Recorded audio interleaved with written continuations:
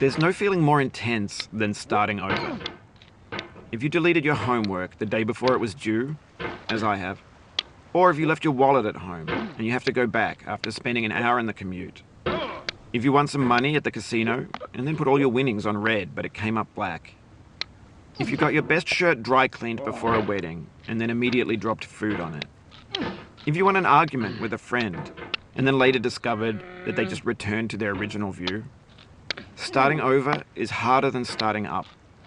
If you're not ready for that, like if you've already had a bad day, then what you're about to go through might be too much. Feel free to go away and come back. I'll be here. Alright, thanks for coming with me on this trip. I'll understand if you have to take a break at any point. Just find a safe place to stop and quit the game. And don't worry, I'll save your progress, always. Even your mistakes. This game is a homage to a free game that came out in 2002, titled Sexy Hiking.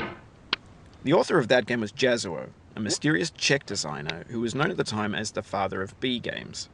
And B games are rough assemblages of found objects. Designers slap them together very quickly and freely, and they're often too rough and unfriendly to gain much of a following.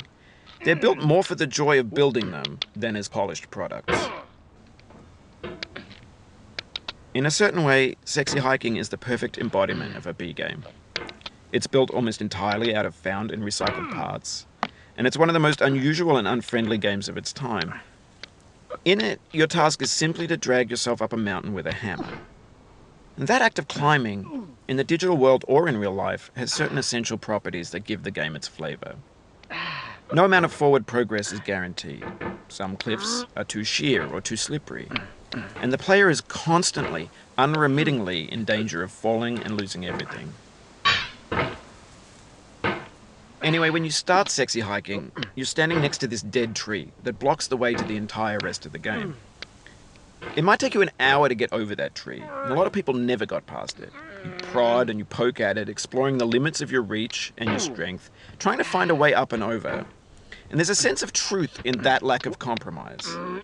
Most obstacles in video game worlds are fake.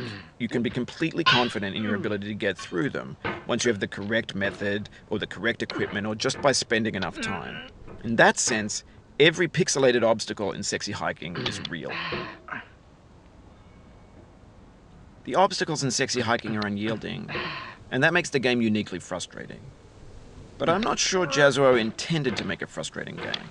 The frustration is just essential to the act of climbing, and it's authentic to the process of building a game about climbing.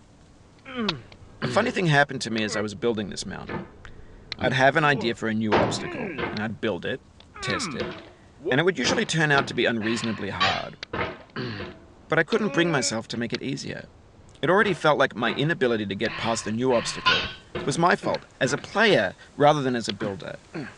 Imaginary mountains build themselves from our efforts to climb them, and it's our repeated attempts to reach the summit that turns those mountains into something real. When you're building a video game world, you're building with ideas, and that can be like working with quickset cement. You mold your ideas into a certain shape that can be played with, and in the process of playing with them, they begin to harden and set until they're immutable, like rock. And at that point, you can't change the world. Not without breaking it into pieces and starting fresh with new ideas.